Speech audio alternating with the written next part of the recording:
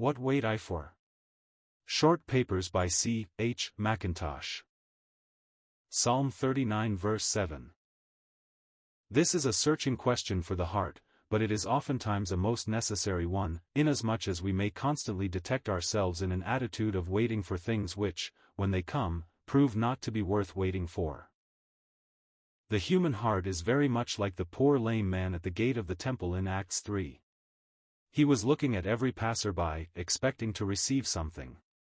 And the heart will ever be looking out for some relief, some comfort or some enjoyment in passing circumstances. It may be found sitting by the side of some creature stream, vainly expecting some refreshment to flow along its channel. It is amazing to think of the trifles on which nature will fix its expectant gaze: a change of circumstances, change of scene, a journey, a visit, a letter, a book.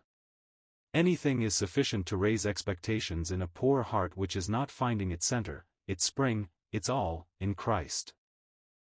Hence the practical importance of frequently turning sharp round upon the heart with the question, "What wait I for?" Doubtless, the true answer to this inquiry would at times furnish the most advanced Christian with matter for deep humiliation and self-judgment before the Lord. In Psalm 39 verse 6 we have three great types of character as set forth in the vain show, vain disquietude, and heaping up. These types may sometimes be found combined, but very often they have a distinct development. There are many whose whole life is one vain show, whether in their personal character, their commercial position, their political or religious profession. There is nothing solid about them, nothing real, nothing true. The glitter is the most shallow gilding possible. There is nothing deep, nothing intrinsic. All is surface work, all the merest flash and smoke. Then we find another class whose life is one continued scene of vain disquietude. You will never find them at ease, never satisfied, never happy. There is always some terrible thing coming, some catastrophe in the distance, the mere anticipation of which keeps them in a constant fever of anxiety. They are troubled about property, about friends, about trade, about children, about servants. Though placed in circumstances which thousands of their fellow creatures would deem most enviable, they seem to be in a perpetual fret. They harass themselves in reference to troubles that may never come, difficulties they may never encounter, sorrows they may never live to see. Instead of remembering the blessings of the past and rejoicing in the mercies of the present, they are anticipating the trials and sorrows of the future. In a word, they are disquieted in vain. Finally, you will meet another class, quite different from either of the preceding: keen, shrewd, industrious, money-making people who would live where others would starve. There is not much vain show about them. They are too solid, and life is too practical a reality for anything of that sort. Neither can you say there is much disquietude about them. Theirs is an easy-going, quiet, plodding spirit, or an active, enterprising, speculating turn of mind. They heap up, and know not who shall gather. But remember, on all three alike the Spirit has stamped vanity.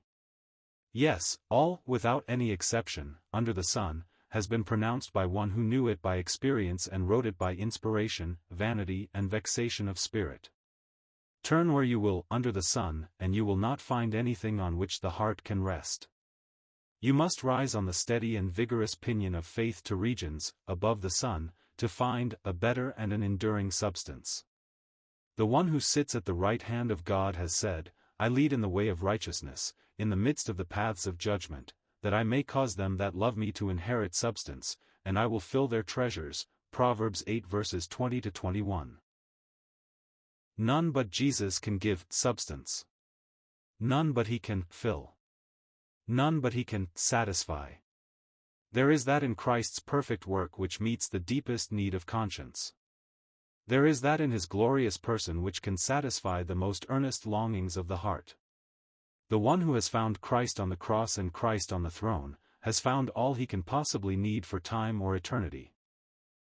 Well might the psalmist, having challenged his heart with the question, "What wait I for?" reply, "My hope is in Thee." No vain show, no vain disquietude, no heaping up for Him. He had found an object in God worth waiting for. Therefore, turning away his eye from all beside, he says, "My hope is in thee." This, my beloved reader, is the only true, peaceful and happy position.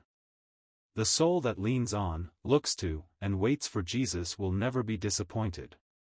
Such an one possesses an exhaustless fund of present enjoyment in fellowship with Christ. At the same time he is cheered by that blessed hope that when this present scene, with all its vain show, its vain disquietude, and its vain resources shall have passed away, he shall be with Jesus where he is, to behold his glory, to bask in the light of his countenance and to be conformed to his image forever.